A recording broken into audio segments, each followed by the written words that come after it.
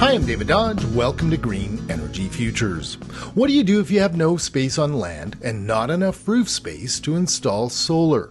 You may want to consider floating solar. Ciel Terre designs, builds, and installs floating solar systems that sit on any body of water and produce electricity.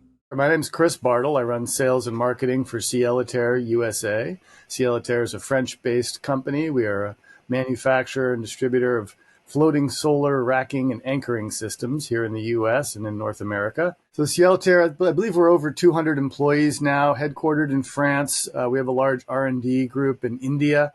So we have offices in Taiwan, Japan, India, and here in the U.S., and a couple offices in Europe. We've heard about floating solar for many years, but few people realized it's doing so well and fulfilling a niche in the solar industry.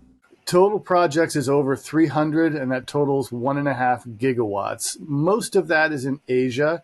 The markets that have really taken off for us are the island nations like Japan and Taiwan, where they don't have enough land to build these large-scale solar systems, so they use the inland water body. So, what are the key applications for floating solar?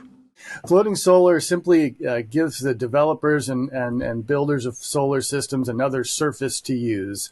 So we've been putting solar panels on rooftops, out in fields, and on parking lots, canopies, that kind of thing. And now you can float the solar panels on bodies of water. So these are typically man-made bodies of water that are not used for recreation or any other purpose. So in the U.S. so far, we've done wastewater treatment ponds, quarry lakes, industrial ponds. These are water bodies that exist, and most people don't even know they're there.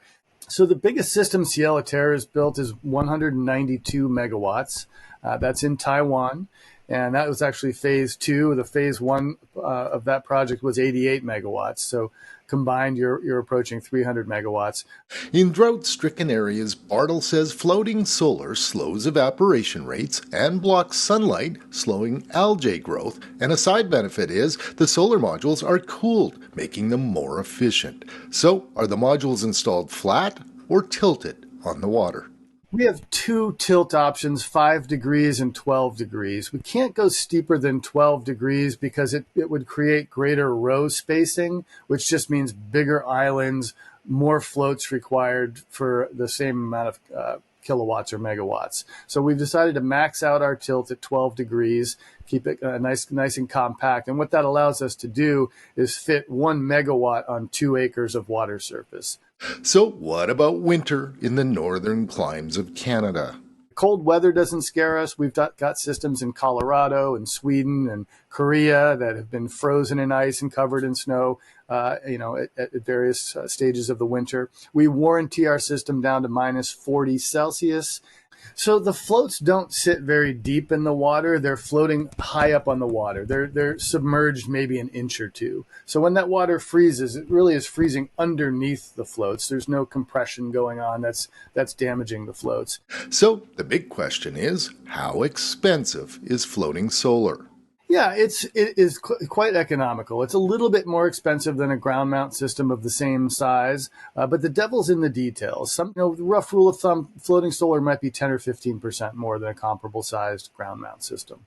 As Bartle says, Ciel Terre has done 300 projects around the world, and often it's municipalities or other customers who have goals of reducing emissions but no land for solar. So they install solar on their water treatment ponds or other unused bodies of water. Bartle runs Ciel Terre in the U.S., but he says they're currently working on a number of proposals in Canada for customers with industrial ponds, quarry lakes, and hydro dam reservoirs.